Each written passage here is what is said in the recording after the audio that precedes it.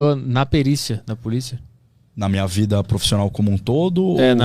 Quando tu entrou na polícia, já entrei direto nessa equipe no Vale do Paraíba e já direto nessa que a gente chama de clínica geral.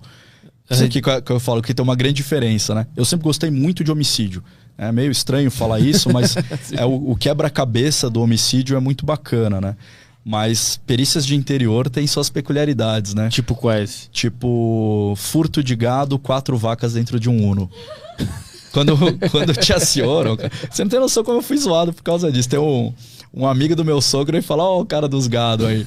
Como é que foi esse caso aí? O cara foi, abigeato, né, que fala, o roubo de gado. Ele parou o ninho dele sem banco atrás do lado de uma cerca, cortou, meteu 4 novilhas no carro e era um Tetris de vaca no carro. Você fala, o cara encaixou, como que o cara fez vacas, isso, cara? E tava levando. Então, assim, é muito ampla, né, a área de atuação da perícia. É todo local de crime que seja necessário levantamento de vestígios, né? Mas tu trabalhou nesse caso das vacas? Sim. Como é que se resolveu isso? Não, ali era uma... Às vezes o trabalho pericial é a simples constatação. Né? Você ir lá e falar... quando você vai fazer um furto, o elemento de arrombamento, né, daquele furto já entra no Código Penal como uma qualificadora do crime. Então, se o cara estourou a porta da sua casa para entrar, você registra aquilo, o arrombamento, e aquilo já vai aumentar a pena e não vai ser passível de fiança ali pro indivíduo. Só que num furto você vai tentar individualizar e identificar o autor. Então você vai buscar a impressão digital, você vai buscar, às vezes o cara no que ele quebra a janela, ele deixa uma gota de sangue. Nesse caso das vacas, tu foi ver a cerca? No caso esse da vaca, o cara foi preso em flagrante porque ele estava com 4 animais que não eram deles, que tinham uma identificação. Só que a gente tem que fazer o registro, porque uma das importâncias do laudo pericial é tornar aquele evento permanente. Porque amanhã essa vaca não vai existir, o Uno não vai existir, a casa não vai existir. Então, quando esse processo estiver sendo avaliado, você tem aquela imagem congelada do fato, né? Então, hoje, se você pegar qualquer caso aí de crime e for olhar os autos, o laudo vai mostrar como era aquela situação naquele dia, na data dos fatos, né? Você tem que congelar o tempo. Congelar o tempo e com as informações que você conseguiu levantar ali no local. Mas, por exemplo, eu já tive... Um dia você está atendendo o caso... No interior, a dinâmica é muito interessante, né? Porque você vira pau para toda a obra. Ali você tem que aprender a fazer desde uma análise de máquina de caça-níquel até atender um homicídio. Caramba. Eu tive um caso bem peculiar, né? Que o cão poderia ter sido muito útil também. Era um indivíduo amarrado, pés e mãos, bem vestido e com diversos disparos de arma de fogo no crânio. Incomum ali para a região que, olha, homicídio, se eu for falar 95% do que eu já atendi, tem a ver com tráfico de drogas.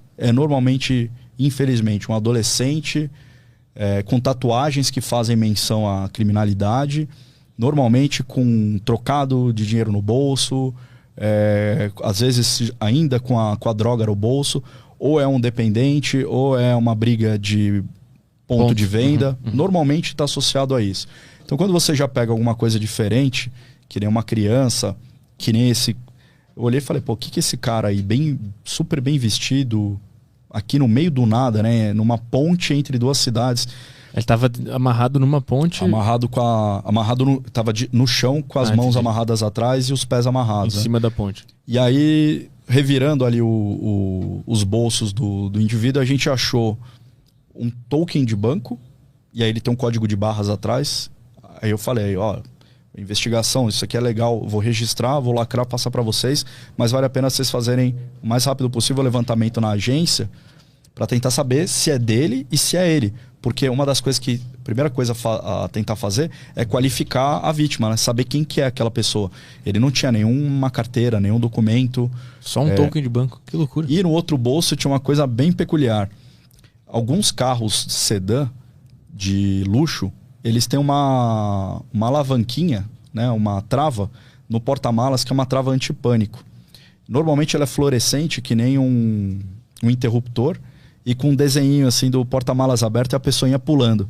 Se alguém te jogar no porta-malas intencionalmente, ou se você foi entrar no porta-malas do seu carro e bater a porta e não tem como sair, você puxa essa travinha, abre o porta-malas. Tinha uma travinha daquela no bolso do cara. Aí eu falei, olha, não quero dar aquele pitaco mandrake aqui não, mas esse cara pode ter sido trazido num porta-malas, né? Aí os investigadores olharam pra minha cara e falaram, meu, que já tá inventando, né? Eu falei, não, ó, isso aqui, aí fotografei, mostrei pra eles. Falei, vamos tentar descobrir o modelo de carro, né? Aí eu fiquei tentando procurar na internet, só que nesse paralelo a investigação foi muito rápida, porque com o Tolkien eles chegaram à vítima.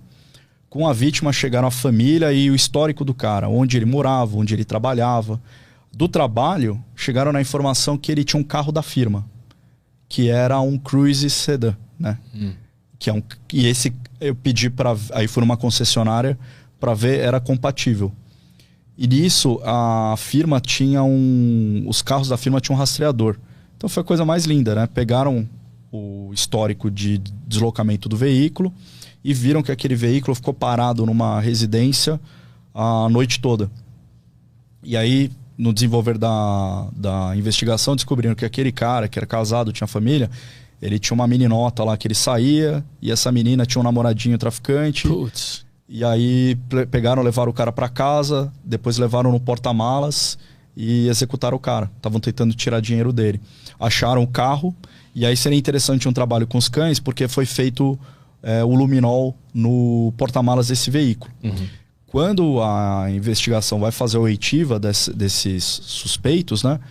Eles normalmente separam e vão buscando informação e vão fazendo um joguinho, né? Um deles falou, putz, a gente estava levando ele no porta-malas, só que estranhamente o porta-malas abriu mais de uma vez e a gente teve que jogar o cara para dentro de novo. Então assim, esse cara, a vítima, ele conseguiu de alguma forma destravar o porta-malas e tentar sair. Por isso que ele estava com a chavinha no bolso. Mas naquele momento eles já estavam indo desovar. E não tinha sangue do cara. Ele foi morto, ele só recebeu os disparos lá na ponte. Lá na ponte. Caralho, isso com quanto